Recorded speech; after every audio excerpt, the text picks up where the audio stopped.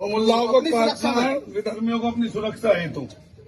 जय श्री राम। दोस्तों, आप सभी का बहुत बहुत स्वागत करता हूं। अब अदालतों में जनता का विश्वास बढ़ रहा है क्योंकि अदालतें ऐसा फैसला सुनाने लगी है जिससे सरकार की चूल्हे हिलती हुई नजर आ रही है। जहां सुप्रीम कोर्ट ने अरावली से लेकर उन्नाव केस पर बेखौफ होकर अपना फैसला सुनाया, तो वहीं पर इलाहाबाद हाई कोर्ट का एक फैसला इस समय सुर्खियों में है। और इलाहाबाद हाई कोर्ट का फैसला ऐसे समय में आया जब लोग कोर्टों से, अदालतों से नाउम्मीद जाहिर कर रहे थे। लेकिन आज इलाहाबाद हाई कोर्ट ने जिस तरीके से फैसला सुनाया, उसने यूपी सरकार की मनमानी पर रोक लगा दी है। इलाहाबाद हाई कोर्ट ने जो फैसला सुनाया वो न सिर्फ एक फैसला है बल्कि नजीर है यूपी सरकार के लिए कि अब मनमानी नहीं चलेगी, बुलडोजर कहीं भी नहीं चल सकते। और जिस तरीके से मनमानी यूपी में की जा रही थी, जो प्रशासन मनमानी कर रहा था, सरकार जो मनमाने तरीके से चल रही थी, उस पर ब्रेक लगाने का काम किया है इलाहाबाद हाई कोर्ट ने। दोस्तों, आपको जानकर हैरानी होगी, इलाहाबाद हाई कोर्ट ने यूपी सरकार पर 20 लाख रुपए का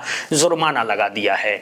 जी हां, सरकार जिस तरीके से असंवैधानिक रूप से बुलडोजर का इस्तेमाल कर रही थी, इलाहाबाद हाई कोर्ट ने जो फैसला सुनाया उस पर हम विस्तार से तो चर्चा करेंगे ही, साथ ही साथ आपको हम वो खबर भी दिखाएंगे जो उत्तर प्रदेश की कानून व्यवस्था की पोल खोल रही है। दोस्तों, उत्तर प्रदेश में इस समय खुलेआम हथियार बांटे जा रहे हैं। बड़ा सवाल, कौन बांट रहा है हथियार, किस लिए बांटे जा रहे हैं हथियार, और आखिर यूपी प्रशासन कहां सोया हुआ है? कौन है ये लोग जो आतंकी रास्ते पर जाते हुए नजर आ रहे हैं? वो हम आपको विस्तार से दिखाएंगे। लेकिन सबसे पहले दोस्तों, हम इलाहाबाद हाई कोर्ट के फैसले पर बात करना चाहते हैं। इलाहाबाद हाई कोर्ट का ये फैसला नजीर बन चुका है। सबसे पहले इस हेडलाइन को दोस्तों देखिए। इलाहाबाद हाई कोर्ट ने सरकार पर 20 लाख का जुर्माना, हर्जाना लगाया है। बिना सुनवाई का मौका दिए ध्वस्तकरण किया था। 2 महीने में भुगतान का आदेश दिया।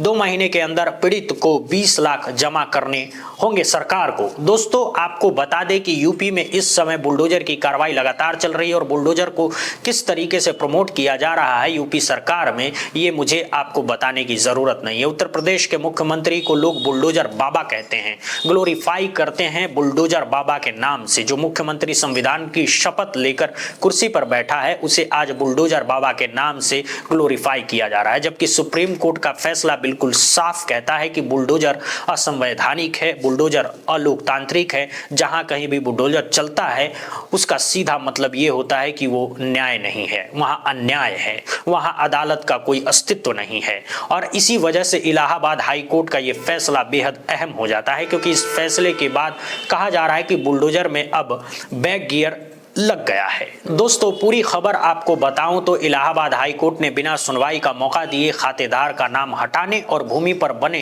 निर्माण को ध्वस्त करने के मामले में कड़ा रुख अपनाया है। कोर्ट ने न सिर्फ उप जिला अधिकारी एसडीएम द्वारा पारित आदेश को रद्द किया, बल्कि सरकार पर 20 लाख का हर्जाना भी लगाया है। कोर्ट ने ये रकम 2 महीने के भीतर याची को भुगतान करने का आदेश दिया है। इसके साथ ही कोर्ट ने राजस्व अधिकारियों की भूमिका की जांच के आदेश भी दिए हैं। ये जांच अपर मुख्य सचिव स्तर के अधिकारी द्वारा की जाएगी। ये महत्वपूर्ण फैसला न्यायमूर्ति आलोक माथुर की एकल पीठ ने सावित्री सोनकर की याचिका पर पारित किया।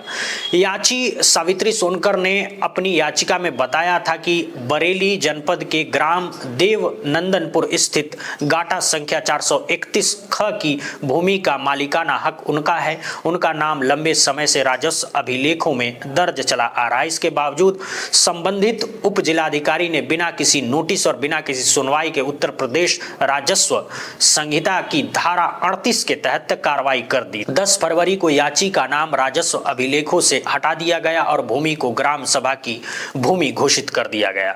इसी आदेश के आधार पर 24 मार्च को याची के निर्माण को ध्वस्त कर दिया गया और उनकी ये भूमि जीएसटी विभाग को सौंप दी गई। कोर्ट ने अपने फैसले में ये साफ कर दिया कि धारा 38 के तहत रिकॉर्ड सुधार की जो कार्रवाई की गई वो अवैध और मनमानी थी। न्यायालय ने कहा कि याची को न तो कोई नोटिस दिया गया था, न ही सुनवाई का कोई अवसर प्रदान किया गया। ऐसी स्थिति में धारा 38 का प्रयोग इस मामले में किया ही नहीं जा सकता था। इस तरह एक पीड़ित व्यक्ति को कोर्ट से बहुत बड़ी राहत मिली। दोस्तों, इसीलिए कहा जा रहा है कि अब अदालतों पर लोगों का भरोसा दोबारा बढ़ रहा है। सोचिए, सावित्री सोनकर को कितनी खुशी मिली होगी जिस तरह उनके घर और निर्माण को ध्वस्त ध्वस्त किया गया था, उनके सपनों पर तो पानी फिर गया। लेकिन अब हाई कोर्ट के इस फैसले के बाद याचिकाकर्ता खुशी से फूले न समा रहे हैं। कहा जा रहा है कि अगर अदालतें ऐसे ही निष्पक्ष फैसले दे तो किसी को कोई परेशानी नहीं होगी, और जब ऐसा होने लगेगा तो हमारे देश का लोकतंत्र और मजबूत हो जाएगा। दोस्तों, इसी बीच उत्तर प्रदेश से एक बेहद दुखद और शर्मनाक खबर सामने आई है। कहा जाता है कि यूपी में राम राज है, लेकिन इसी राम राज में कैसे खुलेआम संविधान और कानून की धज्जियां उड़ाई जा रही है, इस पर बात करना बहुत जरूरी है। सबसे पहले दोस्तों, बिना देर किए आप ये तस्वीर देखिए, इन तस्वीरों को ध्यान से देखिए। ऐसा लगता है जैसे कुछ लोग इस देश को गृह युद्ध की तरफ धकेलना चाहते हैं। खुलेआम घर घर जाकर हथियार बांटते नजर आ रहे हैं। अगर पुलिस इन लोगों के खिलाफ सख्त कार्रवाई नहीं करेगी तो इनके हौसले और बुलंद होंगे। नफरत और हिंसा की हमारे देश में कोई जगह नहीं होनी चाहिए, लेकिन इन हिंदूवादी संगठनों को इससे कोई फर्क नहीं पड़ता। ये लोग कॉपी किताब की जगह हथियार बांट रहे हैं। हिंसक विचारों से लेकर हिंसक हथियारों तक लोगों के घर पहुंचाने वाले देश की एकता और सामाजिक सौहार्द के खुले दुश्मन हैं। क्या इनके खिलाफ कोई संज्ञान लेने वाला है? हिंसा असभ्य समाज की निशानी होती है और कमजोर सत्ता की भी। अब दोस्तों, इस वीडियो को लेकर लोगों ने किस तरह रिएक्शन दिया है ये सुनना भी बहुत जरूरी है। एक यूजर्स लिखती हैं, देश के हालात बहुत चिंताजनक हो चुके हैं। एक संगठन खुलेआम जाति और नफरत के नाम पर हिंसा फैला रहा है, लोग मारे जा रहे हैं, लेकिन देश के गृह मंत्री की चुप्पी गंभीर सवाल खड़े करती हैं। बजरंग दल के कार्यकर्ताओं द्वारा फैलाई जा रही हिंसा पर कार्रवाई कब होगी? देश कानून से चलेगा या डर से? एक दूसरे यूजर लिखते हैं, ये लोग खुले तौर पर झगड़े फैलाने का काम कर रहे हैं, खुली गुंडागर्दी चल रही है। उत्तर प्रदेश सरकार आंखें बंद करके बैठी है। सरकार को चाहिए कि तुरंत ऐसी उन्मादी लोगों पर कार्रवाई करे और कानून का राज स्थापित करे। वहीं एक और यूजर्स लिखते हैं कि अश्विनी सोनी घर घर हथियार तो पहुंचा रहे हैं, कभी कॉपी किताब भी पहुंचा दिया करो। दोस्तों, क्या आपने कभी इन हिंदूवादी नफरती संगठनों को बेरोजगारी, महंगाई या महिलाओं के खिलाफ अत्याचार जैसे मुद्दों पर बोलते हुए देखा है? अंकिता भंडारी केस में ये लोग कहां थे? क्या आपने इन्हें कभी आवाज उठाते देखा है? उन्नाव केस में इन लोगों ने एक शब्द तक नहीं बोला, लेकिन नफरत फैलाने में ये लोग सबसे आगे रहते हैं। ऐसा लगता है कि इन सब का संज्ञान लेने वाला कोई है ही नहीं।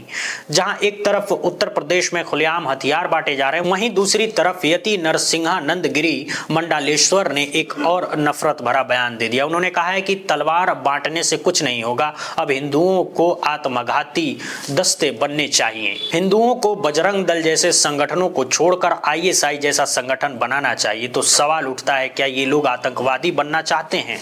क्या ये लोग आतंकवाद के रास्ते पर खुलेआम जाने की बात कर रहे हैं? ये लोग खुद कह रहे हैं, आप माने या ना माने, कि वे आईएसआई जैसे संगठन बनाना चाहते हैं।